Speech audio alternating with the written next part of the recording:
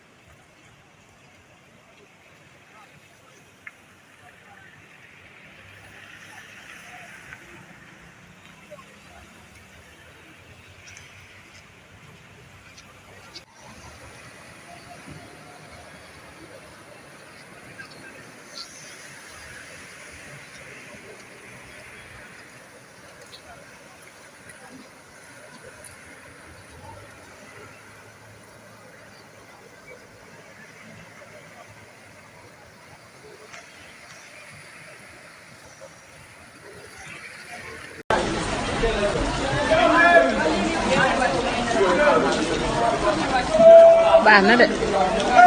comme gaal 500 kay gaal 500 baax na.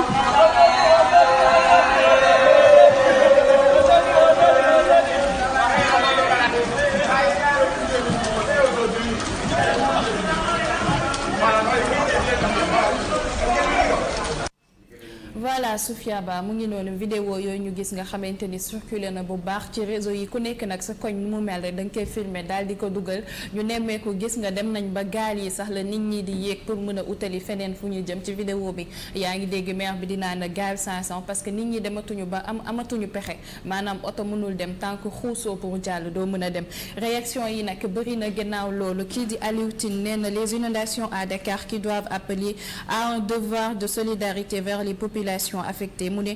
la grande question du changement climatique dans un pays où l'écologie et l'environnement ont disparu mu ne des institutions politiques le climat doit être dans l'agenda des députés maanaam député yi nga xamante ni installation assemblée nationale bi nee na nag dafa war a nekk loo xamante ni dina leen yitteel lool ndax ne gis nañ ni lii mën na nekk wala mu nekk loo xamante ni changement climatique bi moo ko waral Seydi Ousmane nee na une bonne gestion des fonds nga xamante ni supposé investir dans la lutte contre les inondations et une rigueur mu ne dans le travail aurait réglé le problème mais hélas il ne reste qu'à se soumettre à Allah gis nañ ne ay saabu lii amee dañuy jël ay milliards ay fonds yu bëri yoo xamante ni dañ koy jagleel inondation waaye saa bu jàllee rek loolu dañuy régler problème boobu beneen bu tawaatee inondation yi ñëw nee na peut-être rigueur moo manqué su ko defee nga xamante ni liggéey bi duñ ko def comme nuñ ko waree Khalil nee na c'est un problème de compétence mu ne rien d'autre Cheikh Fall moom nee na ces inondations sont un problème mu ne structurel auquel l'État doit apporter une solution conjoncturelle mu ne cela donne l'impression que l'hivernage nous surprend chaque année alors que chaque année dañuy xam ne lii moo ñëw li kii mujjee wax commentaire bi mujjee wax gis nga lu mu wax ni mu amee solo parce que nee na peut-être ñun dañuy jàpp ne chaque année hivernage maanaam taw bi daf ñuy bett te pourtant ANACIM ñoo ñun dañuy annoncé ne ren gii nag taw bi dina bëri lan moo tax ñun duñu préparé wu ci loolu Sophia Ba. waaw gis nga Fatima le plan Orsec par exemple c'est pas une solution avant c'est une solution c'est comme un médecin après la mort c'est-à-dire que le plan Orsec c'est bien c'est très bien ñu ngi koy rafetlu mais c'est pour les conséquences et c'est pas pour barrer aux causes je sais pas si yaa ngi comprendre li may wax maanaam lii su amee quand les gens sont en danger comment les secourir man loolu laa comprendre ci plan Orsec si c'est autre chose aussi qu'on me le dise mais moi c'est ce que j'ai compris donc je peux pas le voir comme une solution et je suis pas d'accord avec un tweetos Khali qui dit que c'est un manque de compétences non je pense pas que dans ce pays il y a un manque de compétences defoon naa fi émission idée avec le géographe Boubacar Ba et Pape Ngor responsable chef de service à l'ANACIM de prévision météorologique à l'ANACIM ñooñu quand tu les écoutes ces experts là tu comprends que la compétence est dans ce pays c'est-à-dire que ñoom lu ñuy wax mooy am il t'explique il avait expliqué depuis Pape Ngor expliqué nañu depuis le mois de mai l'ANACIM avait annoncé un hivernage très très très pluvieux cette année. Pourquoi? À cause du changement climatique, bokk na si, à cause de beaucoup de choses. Ce qui fait que les pluies, elles tombent. Kenn mënu leen téye. Mais le problème en est-il que quand tu as des constructions un peu partout, quand tu as un manque d'assainissement, quand tu as une occupation du territoire qui n'est pas adéquate, foofu mooy problème bi. Les pluies, on peut pas les tenir. On peut aussi savoir que le changement climatique ñun lay gën a affecté. Quand tu demandes aux experts, dañ lay wax ni le changement climatique, même si on n'est pas les plus gros pollueurs du monde, nous les pays sous-développés, changement climatique ñun lay gën a affecté. Donc on peut essayer de voir comment parer à cela, soit mais quand bien même les pluies elles vont tomber mais un mauvais aménagement du territoire des constructions un peu partout gas nañ fépp ci dëkk bi après on peut pas dire que on est étonné wala que voilà c'est compliqué soo demee on l'a dit plusieurs fois soo demee ba zone de captage ñu tabax foofu yëpp alors que c'est le chemin de l'eau ne va pas changer son chemin pour faire plaisir aux populations pour faire plaisir à l'être humain loolu mënul am donc je pense que il faut qu'on dise des choses comme elles sont il y a pas de problème de compétence suñu géographe suñu météorologue yi suñu kii encore je sais pas tous les experts qui sont là xam nañ bu baax lu ñuy def et ils le disent donc le problème n'est pas le manque de compétences le problème on le connaît et il s'empire c'est ça le problème on parlait déjà de manque d'assainissement et de mauvais aménagement du territoire il y a 1 an il y a 5 ans mais là c'est comme si ça s'empire de plus en plus Papa Lune Sarr waaw di matsawu ñi nga xam ni seen jege wala seen doom génn si li àdduna si li nga xam ne mooy taw bi di leen jaale bu baax a baax parce que nee na ñett ñoo xam ne si seen bakkan root na si ndox mi sooy xool lim bi mi ngi waaj a bëri si hivernage bi commencé ba léegi ñu leen di matsawu dina jafe loolu nga yëkkati ay kàddu teg ko si li nga xam ne mooy kaw inondation yi parce que dañ naan c'est un sujet boo xam ne si dañ ci waxaat ko si lu ñu doon wax rek année prochaine mën nañoo teniraat le même discours c'est extrêmement difficile président de la République ci li nga xam ne mooy uni rek wax ni nit ñi dañoo dëkk dans des zones inondables mais nit ñooñu ñan ñoo leen jaay terrain yi kan moo leen wax dëkk leen kan moo leen jox permis pour ñu dëkk fa c'est loolu mooy wax ji parce que exemple may jox rek mooy Kër Massar fu doon taa xoom ba xam mi ngi taa ba léegi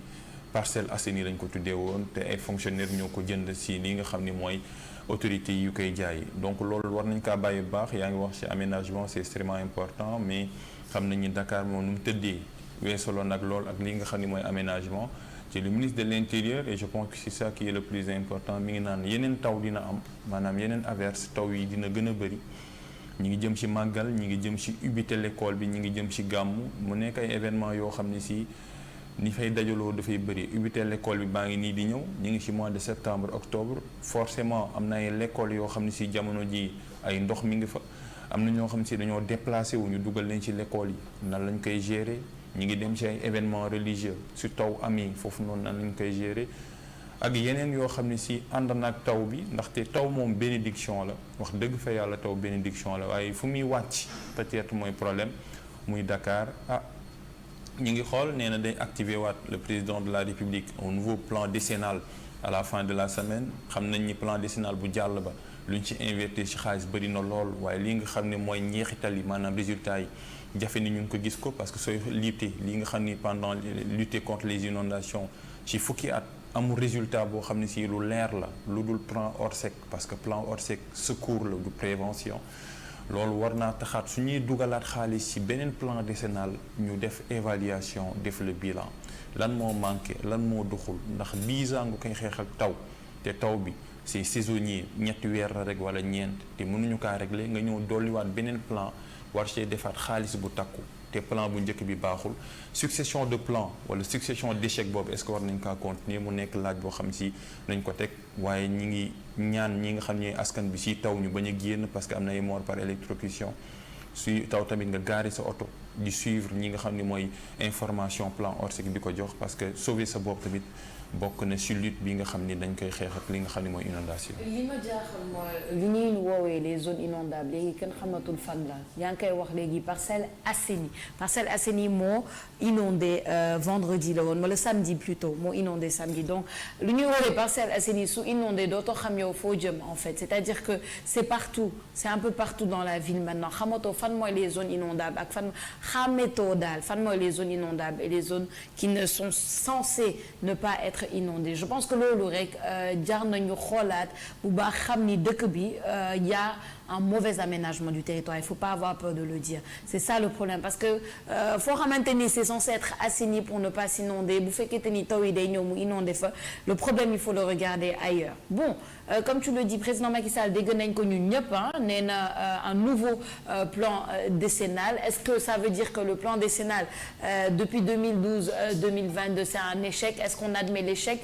qu'est-ce qu'il en est de tous les milliards qui ont été dépensés ci plan décennal boobu bala et c'est ça aussi le problème il y a pas de bilan il y a rien ñu ubbi un autre plan décennal est-ce que loolu mooy solution bi je ne sais pas bon nee na dina ko def mais nous on est toujours sur notre faim avec le plan décennal bi nga xamante ni 2022 lay jeex ni on ne sait pas en fait avec tous les milliards qui ont été investis on en est là est-ce que ça va pas se répéter est-ce que soxla ñu bilan est-ce que soxla ñu plus de compréhension plus de d'admission tamit lii dox na lii doxul parce que bu fekkente ni defoo bilan erreur yi nga defoon ci plan passé nan nga koy rectifier ci plan bi nga xamante ni yaa ngi koy bëgg a ubbi pour les mêmes objectifs alors que objectif passé atteindre ko il y a beaucoup de choses moi en tout cas j'ai beaucoup de questions j'ai beaucoup de choses qui restent en suspens pour moi Fatima. Déjà Sophia di massaw ñoo xamante ni ndox bi peut-être yóbbu na seen kër yi ak ñi nga xamante ni ñàkk nañ ci seen i doom mu nekk lu metti Sophia parce que tey jii imaginer nga dëkk fenn ñoo xamante ni ñu ngi dëkk ay Kër Massar ay Kounoune et cetera donc ñooñu nekk na ñoo xamante ni dañoo jëndoon seen terrain mais jënd terrain fekk assainissement bi amul est-ce que ñoom bañ leen di jaay nee nañ leen assainir nañ foofu déjà manque d'information bi souvent day nekk loo xamante ni day poser problème parce que nit ñi des fois dañuy naan yéen a dem dëkki fu am ndox mais est-ce que nit buy ñëw di jënd terrain xam na ni foofu muy dëkk day am ndox ki ko koy jaay est-ce que wax na ko ñi koy jox papier yi parce que ay papiers yu légal ngay am donc nekk na problème boo xamante ni peut-être état war na si jóg am zone yoo xamante ni waruñu kaa dagg ba koy lotisser donc loolu noonu tant que réglé wuñ ko Sophia parce que boo seetloo ni inondation bi zone yi am ndox yëpp ndox mi moo amatul fu muy jaar boo xoolee fii ni point ndox bi dafay ñëw côté bii ni ndox parce que ndox bi yëpp fii lay wàcc ñoo xamante ni du ñu mën a génn seen kër yi dem vaquer seen occupation te imaginer nga tëju sa biir kër amoo loo lekk amoo loo dundee tu es obligé de sortir donc nekk na lu metti loo xamante ni jamono ji nit ñi ñu ngi koy dund mais comme li ko ministre bi Antoine Félix Diome annoncé que plan ORSEC bi dinañ ko gën a maanaam dinañ gën a zone yoo xamante ni am nañ ndox bu baax dinañ fa gën a dem ñu jàppale leen ak ni ko njiitu réew mi waxee démb tamit nekk na loo xamante ni nit ñi ñu ngi koy laaj parce que loolu moo waral ñuy wax audit bi dafa war a am parce que bu fekkee à chaque fois dañuy déclencher benn plan benn programme wàccee ay fonds te gis nga fonds yi bu ñu wàccee après du am suite wala suite bi mooy lan inondation bi dafay ñëw amaat donc liggéey boobu est-ce que ni ñu koy defee noonu la moo tax sànq peut-être nga ne d'accord ak internet bi nu wax peut-être moom si loolu la waxee si autorité yi la waxee mais pas ñoo xamante ni ñooy ci biir sénégalais yi donc je pense que c'est plutôt ça nekk na lu metti fan yi lu nit ñi di dund ñun ñi sax ba ñuy xëy peut-être metti woon na lool si ñun. C'est très compliqué Fatima encore une fois nos condoléances à ñi nga xamante ni ñàkk nañ seen bakkan ci inondation yooyu di fàttali ni rek bon je vois aussi beaucoup de gens dire que c'est pas un problème sénégalais ce qui s'est passé je sais pas ndax nit ñi gis nañ lu xew Pakistan la semaine dernière il y a eu énormément de morts à cause des inondations il y a ce genre de problème partout dans le monde mais ñun bien sûr Sénégal moo ñu jege on maîtrise plus les enjeux ici à Dakar parce qu'on sait un peu ce qu'il en est xam nañ suñuy zone xam nañ suñuy quartier donc bien entendu on se focalise sur ça mais c'est vrai que c'est un problème bi nga xamante ni voilà plusieurs pays le connaissent. Nos condoléances encore à ceux qui ont perdu la vie ou ceux qui ont perdu des proches ci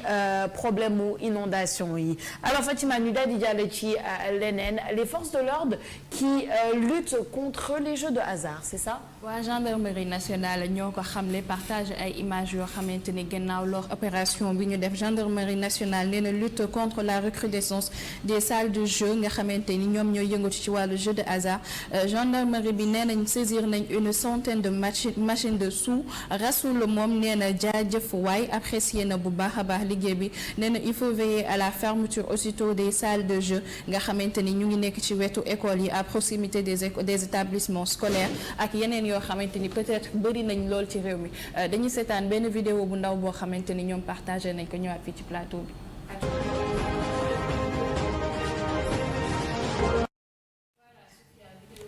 bi nga xamante ni moom la ñu partagé gannaaw loolu nag gis nañ ni démb ñëpp ñëwaat nañ ci mbir mi la ak opération bi ñu amal nga xamante ni jeu de hasard yi nekk na souvent loo xamante ni dañ koy wax te seetlu dañ itamit ndaw ñi ñoo nekk ñoo xamante ni ñoo koy def lu gën a bëri fi ci réew mi. C'est ça c'est très solennel ah ñu koy gis ci vidéo bi avec la musique et tout ça a l'air assez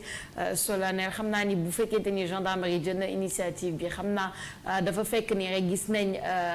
voilà les problèmes que ça peut causer. gis nañ ni waxoon nañ sujet boobu sax le fait que bon il n'y ait pas d'âge limite le fait que surtout xale yu ndaw yi ñooy dem di ko jouer 15-16 ans au lieu d'aller à l'école xam nañ ni tamit bon beaucoup de gens savent et pour ceux qui ne savent pas en tout cas les jeux de hasard sont addictifs hein c'est aussi addictif que la drogue que l'alcool etc addiction les créer ci nit ki pourquoi parce que ça déclenche lépp luy déclencher un degré de dopamine ci yow dopamine moo di hormone boobu nga xamante ni ça te donne envie de refaire la chose que tu as faite lépp luy déclencher dopamine ci nit ki ça a un aspect addictif donc xam naa loolu yëpp lañ gis rek jël ci ay décisions bon c'est sûr que ils vont sûrement communiquer plus là-dessus pour ñu mun a comprendre exactement ce sera quoi finalement à long terme la décision par rapport à ces jeux de hasard Papa Limsa. oui lu baax la di ñaan rek mu bañ a nekk lu ñu wooye apax maanaam benn exemple rek après mu réer parce que lutter jeu de hasard également c'est lutter également jeu yi nga xam ne dañ kaa institutionnaliser te soo waxee moins 18 ans ñu fay dugg lu ëpp amuñu 18 ans et ça ce sont des jeux institutionnalisés et publicisés te ñëpp ko xam li muy gën a yàq mooy surtout le rapport entre le jeune wala le parieur et l'argent en fait parce que da ngay dem ba def ni jeu bi rek mooy àdduna da ngay fàtte sax li nga xam ne mooy sa l'école te les jeux de hasard là wala fi ñu koy defee day nekk proche des lieux d'acquisition du savoir maanaam ay bërëbu jàngkat da ngay